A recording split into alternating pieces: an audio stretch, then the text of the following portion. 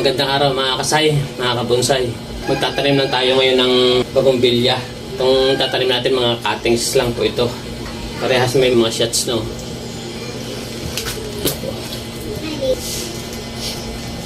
Itong isa marami ang kanyang shots, oh.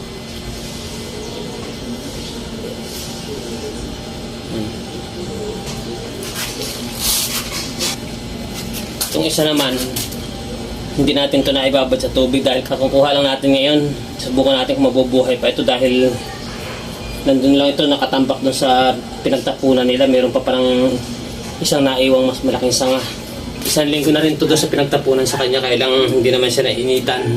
Tapos minsan umuulan pa. Try natin kung mabubuhay. Natin ilalagay itong mas malaki. Hindi na natin puputulin. Bala ko sana doon pagdalawahin pa ito, pero try natin itong mas mataas para mas maganda ito pag nabuhay. Lagyan mo